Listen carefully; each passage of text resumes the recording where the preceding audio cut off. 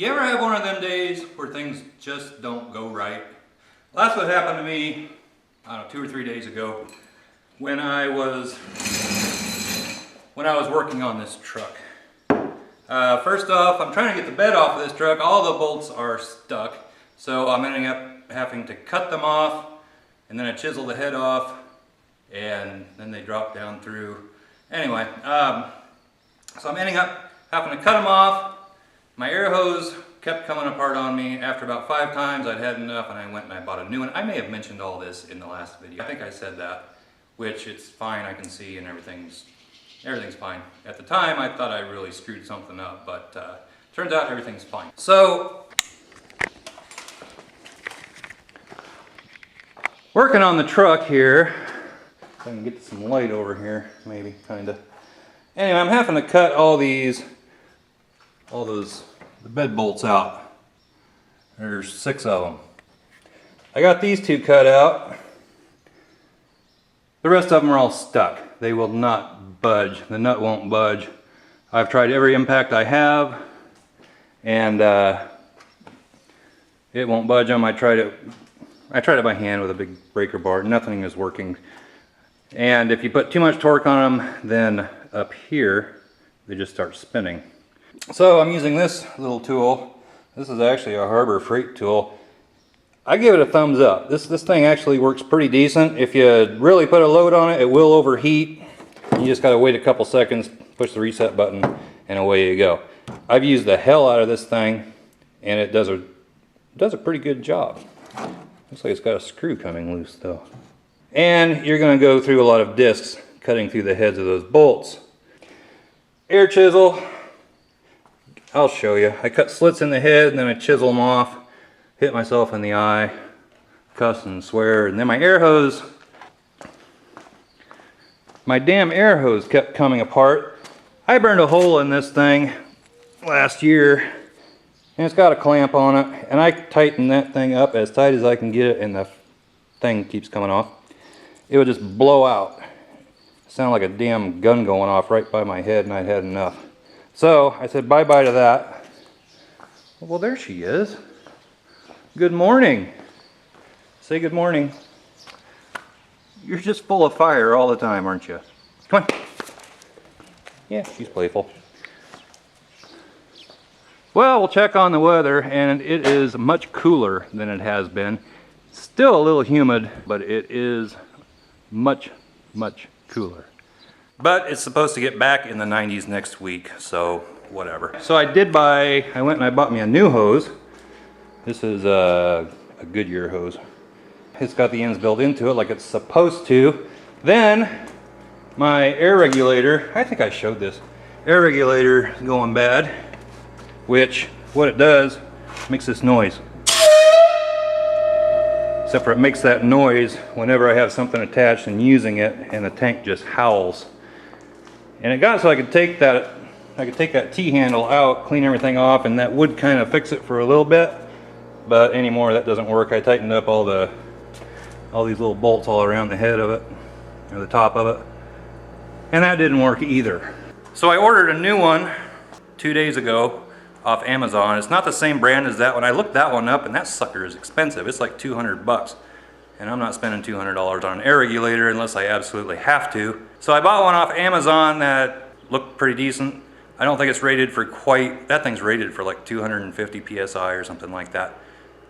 Inlet pressure, which I think the new one, I don't know, it might be 175 or 200. So hopefully it works. If not, I may have to buy a better one. That should be coming anytime as soon as the UPS truck shows up. And then I'll be working on that and getting my air back. So there's the front of the Flareside. Everything's fitting together fairly decent, and I actually had some duplicolor paint, which I believe was a Ford white. I just went over the radiator support real quick with it, and that really cleaned things up in the front. So happy with that. It actually looks like it matches the paint on the hood. One other thing, if you've watched my previous videos, you've heard me talk about, I just got it in a spray bottle, OSPHO, O-S-P-H-O. It's supposed to kill rust, and I really like the stuff. So I tried it just on the front frame right over there, and I just sprayed that on and I let it sit, and that is what it does. It turns the rust all black, and it's salt. They say you can paint right over that. What I did on my green truck is I sprayed it with this, and then I took my needle scaler and I went all over my frame and just got everything off as clean as I could. If you rub that with your finger, I would probably spray that again, but you know, that's just from spraying Ospo on it, and this is what it looked like before. It's supposed to turn iron oxide into iron phosphate. And so far on my green truck, I did the whole frame with that stuff, and then needle scaled it, and then I just used Rust-Oleum rusty metal primer, about 4 or 5 coats of it, and then on top of that I did another 4, 5, 6 coats of, I used gloss black Rust-Oleum. And the only reason I used Rust-Oleum is because it's an oil-based paint. It's cheap and it's easy to touch up. I know some people use that POR 15 or POR 15, whatever you call it, and people seem to have good luck with that. I really have gotten mixed reviews online about it, so I just went with Rust-Oleum, and I don't have any problem with it thus far. Am I going to do that on this truck? I don't know. It needs something. I mean, it's not horrible. I think I painted that and it's coming through. You probably can't even see in there. But I'll probably take the needle scaler to it real quick and paint it with Rust-Oleum, I imagine. So anyway, I am going to get busy trying to get this bed off by cutting these bolts, and I'll show you what I'm doing with that.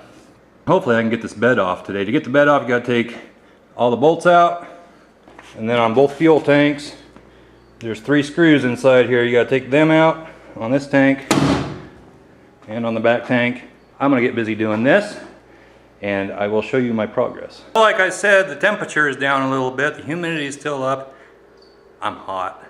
So what I'm doing here, cutting slits in all those bolts. That one I ground off a little bit first.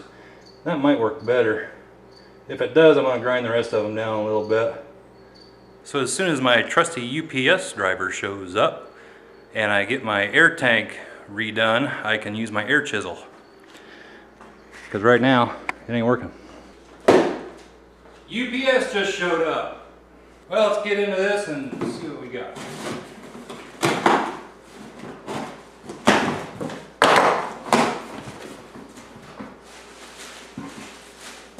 Box in a box.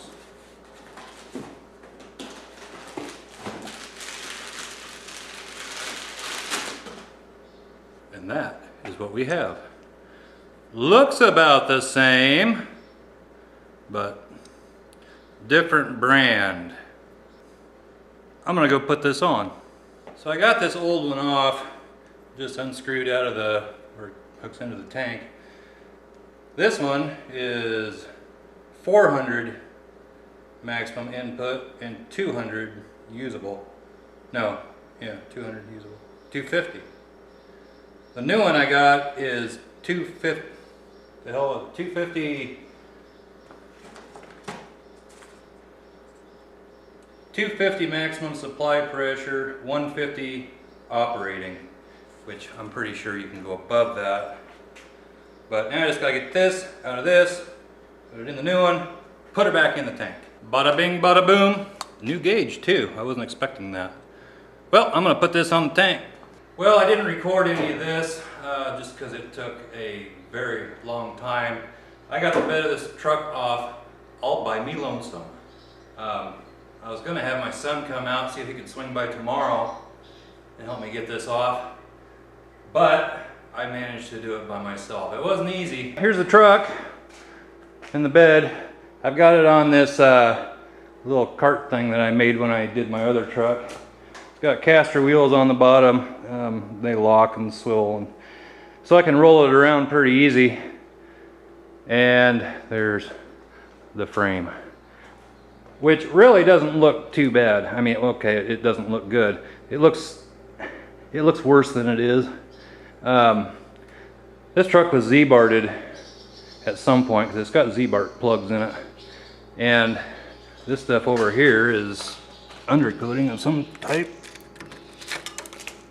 which isn't doing much good anymore.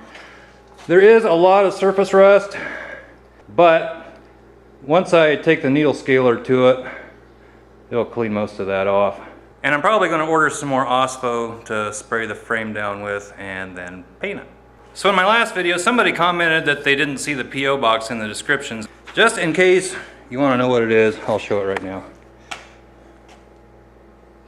Fox Shop, 2200 Northwest 159th Street, Suite 400, PMB, stands for Personal Mailbox 433, Clive, Iowa 50325. Still want to do the license plate wall up there. Had several people comment that they're going to be sending some license plates in. Haven't received anything yet. I don't think I should have by now. So hopefully next week some things will start rolling in.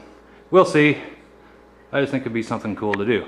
I am going to end this here. It's been a long day. It is, well, it's only 6:15 right now. But I've been down here since about, I don't know what time I started, 9, 10, something like that.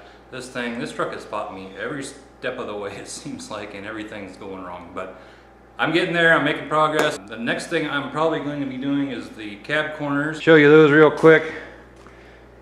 I'm just going to be cutting out probably somewhere up in here and then around on both sides and welding in those cab corners. And then tackle the frame, spruce it up a little bit.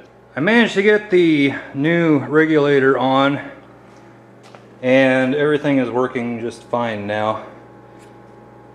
It didn't work fine. I hooked it up backwards. I guess it matters which direction the air flows through that thing, according to the directions anyway. I also put my little water trap filter thing in front of the regulator, and maybe that'll save this one. I don't know. I would highly recommend when you're taking the bed off one of these trucks, get some help.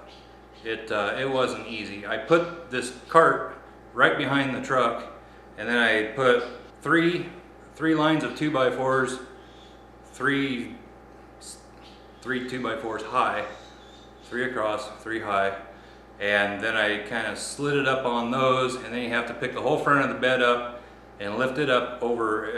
It just get some help. It'll be a bug. Get some help. It'd be a lot easier that way. Even just one other person, I think you could manage it. So give it a thumbs up. Please subscribe. Comment down below, and we'll catch you next time. Cab corners. Bye-bye.